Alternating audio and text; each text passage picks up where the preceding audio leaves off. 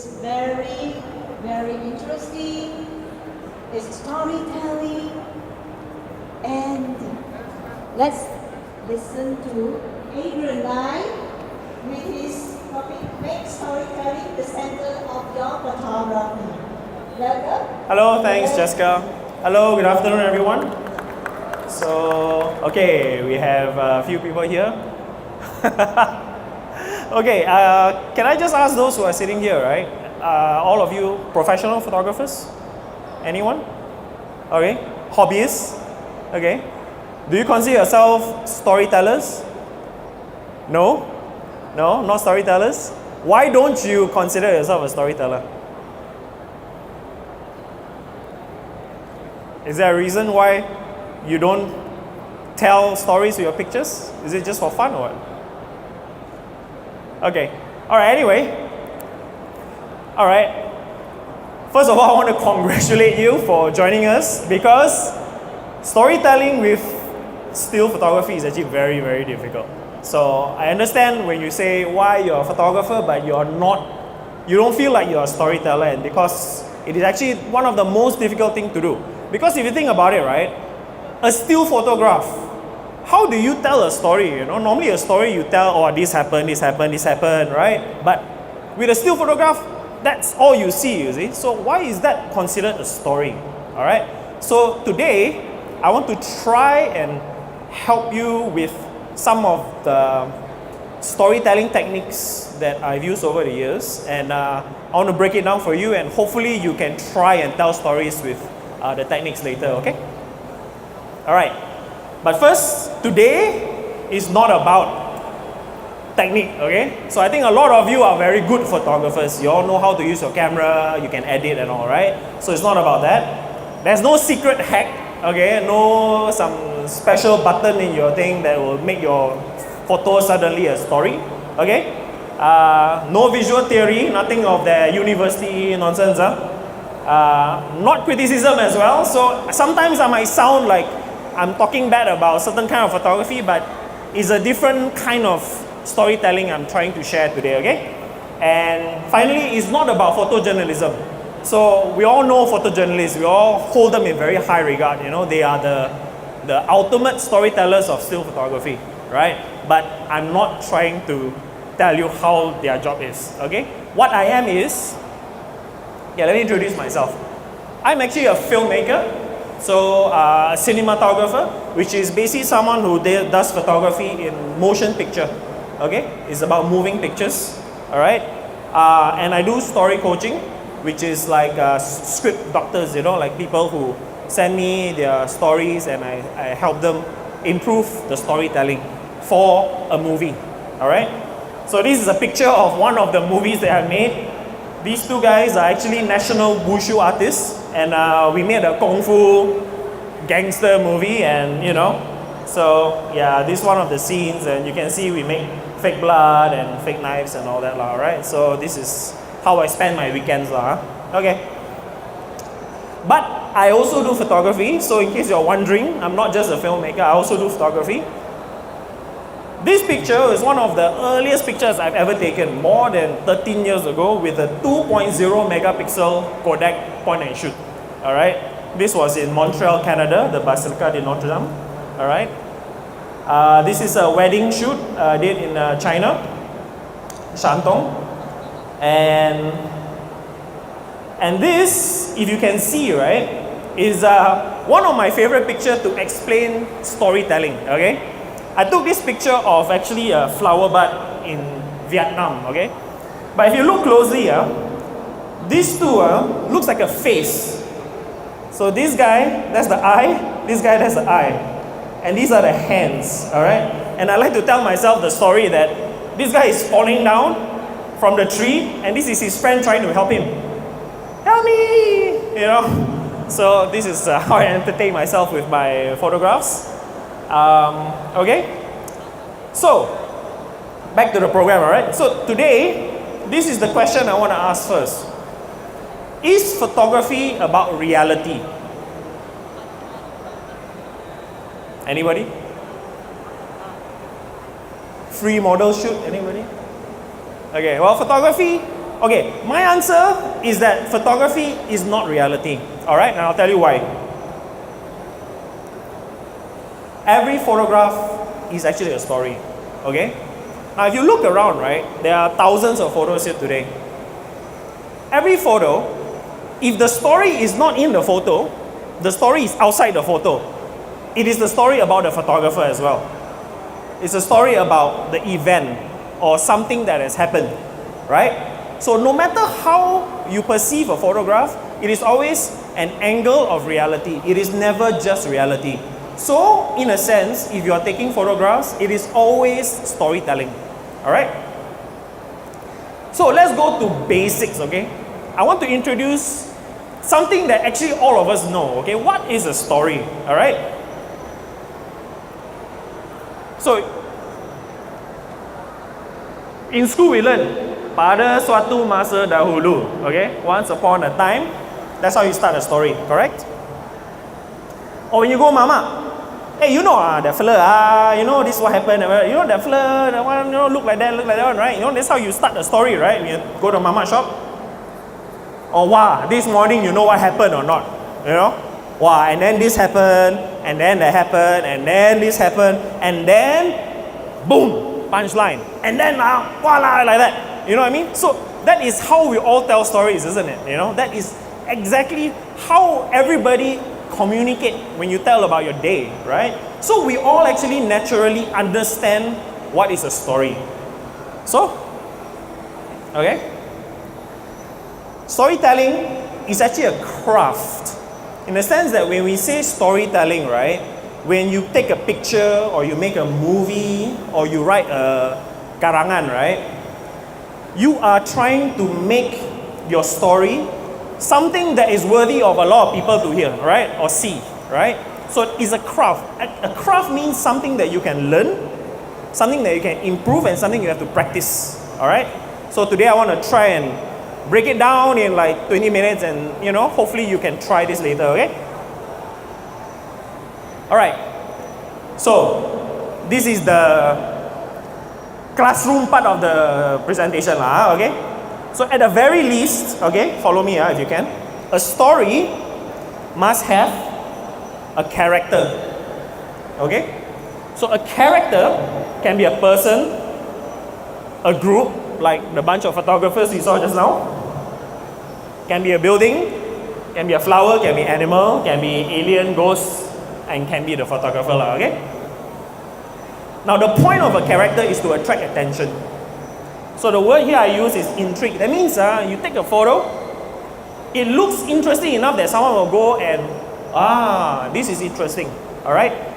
That is the purpose of the character, to attract someone to come and listen to your story, all right? So that's why we take pictures of things that we like, because it attracts us in the first place, you know, like a flower, you know, a pretty girl, obviously, right? A nice car, nice building, you know. So something that attracts our attention is the character of your story, all right?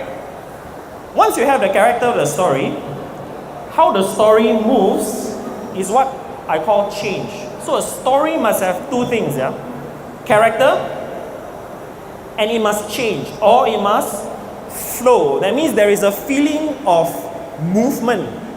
That means before you see the picture and after you see the picture, your feeling has moved from here to here, or a little bit also, never mind, but it must move a little bit. That is called the story arc, a flow of the story. You know how when you talk about a story, right? You know when someone tells you a story and then they say like, hey, what's the storyline, you know? That movie, what is the storyline? This fella, he does this and then what happened, right? We are always looking for a flow. So this is what it means to have a story. Character and flow, right? The flow must give you a satisfying feeling. That means after you hear the story, listen.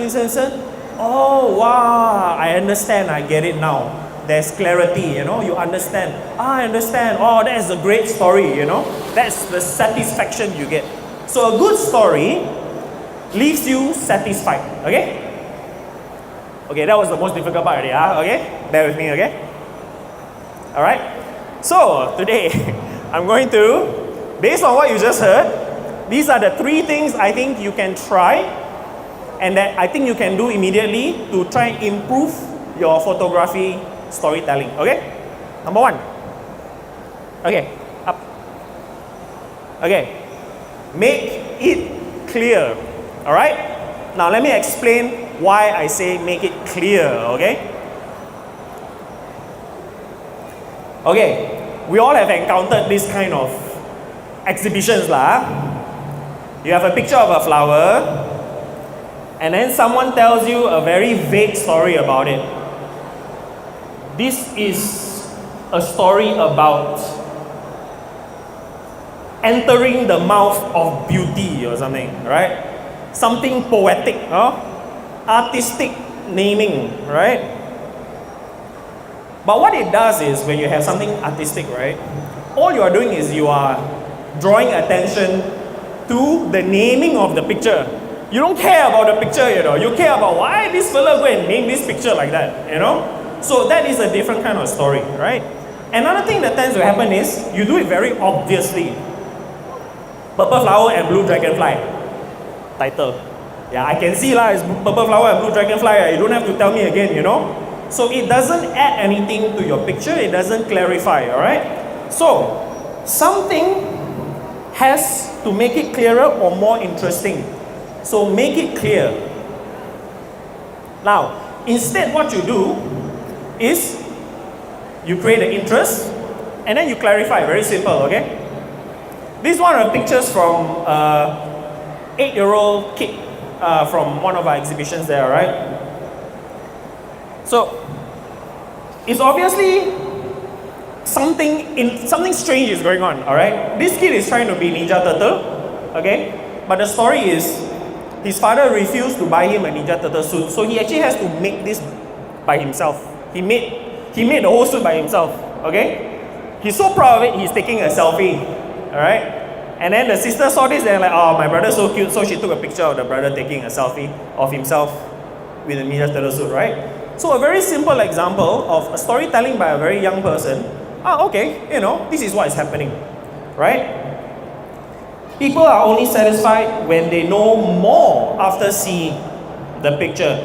Not just the same and not less, alright? So if you are vague, it makes me feel like I know less about the picture. If you tell me the obvious, it's something I already know, you don't have to tell me, so it's not storytelling, okay? Alright, that was tip number 1, okay? Was that okay, tip number 1? Did you get it? Right? Okay? Okay. So, tip number 2, right? Make it happen. Alright? Now, what do I mean by make it happen, right? Okay. I'm also very guilty of this, same thing. Your effort is only in what you do in your camera. Okay? Long exposure lah, HDR lah, right? Bokeh lah, like everything you care about in your photography, right, is in your camera, alright? So, when that happens, right, there's only one story you're telling.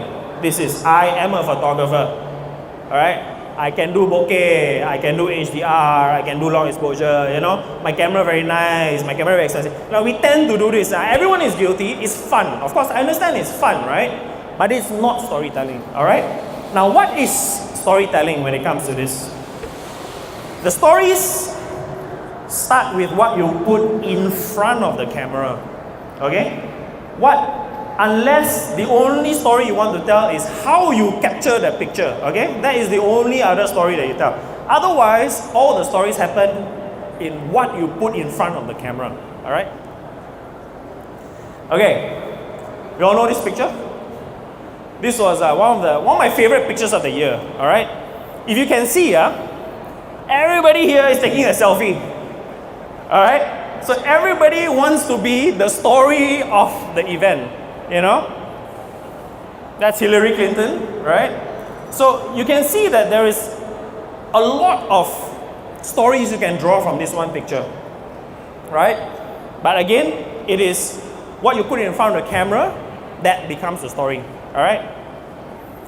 So instead, right, what you do instead of worrying about the effort in front of the camera, behind the camera, you worry about the effort in front of the camera, okay?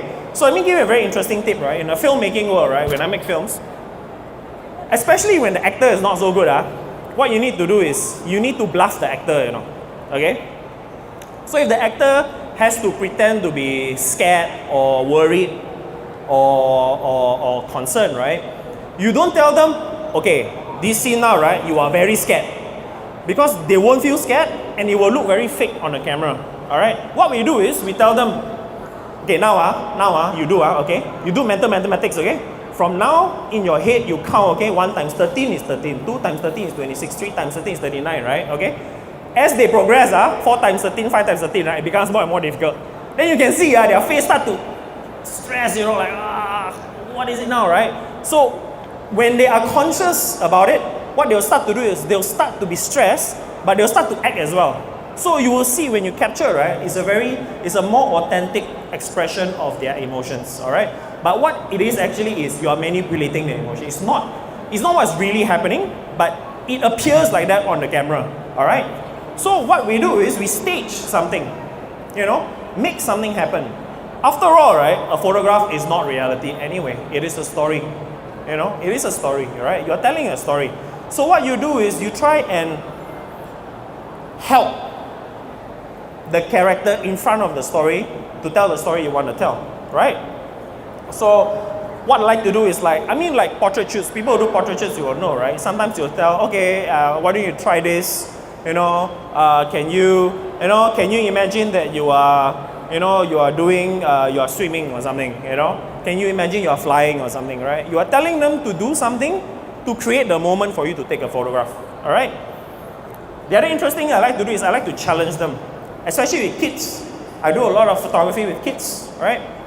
What I like to do is I like to give them something to do that challenges them, Like, okay, you try and bounce a ball, you try and catch the ball, all right? I want you to try and build something, I want you to try and draw something with your hands, Then, when the kid is thinking about the challenge that you give the kid, they are no longer worried about the camera. And that's when you can actually take a more interesting story. All right? Everyone got that part, right? Okay, that was number 2, all right? Now the third and final one is make the connection. Okay? Now this is where the advanced storytelling actually do happen. Now,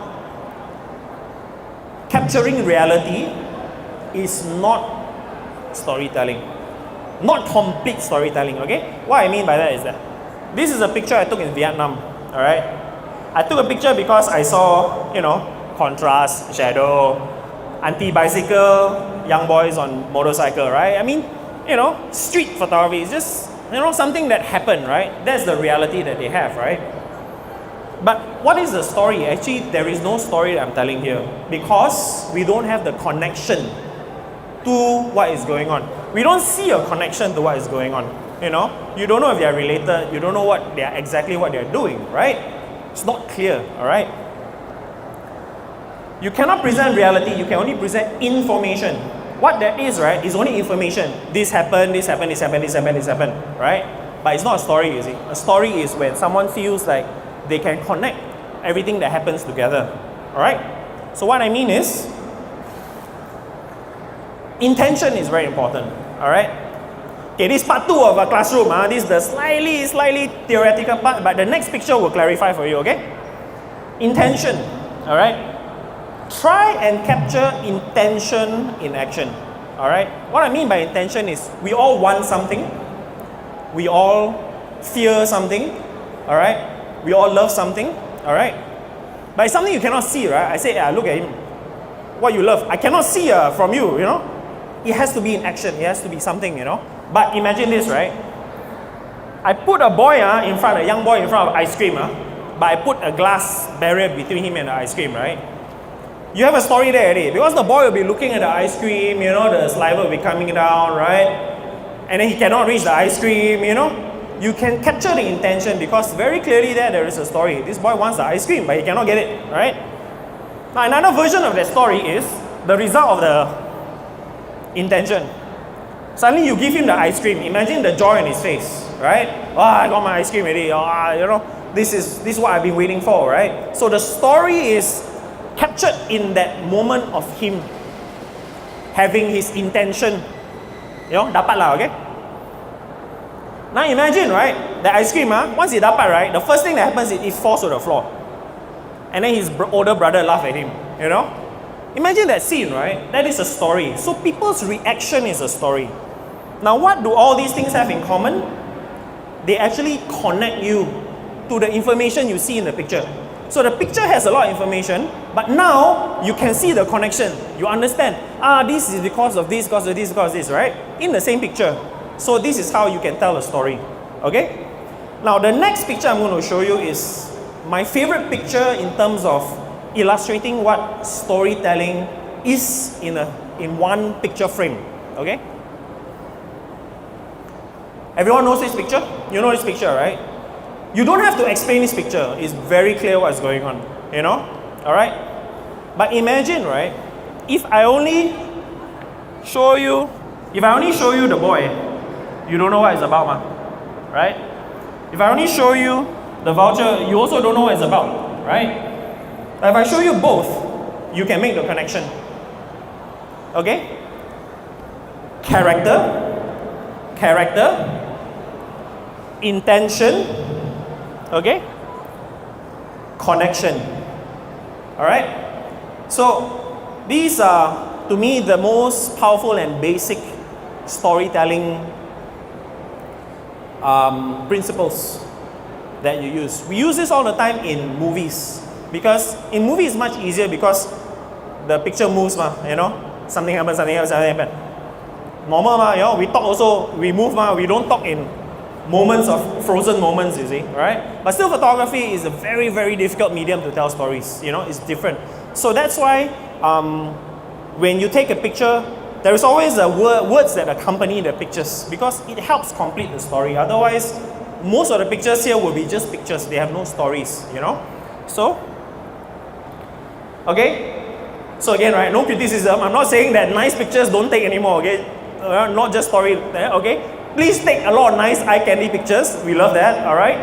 But it does not connect us. Okay, we only experience something deeper when there's a story behind it, alright?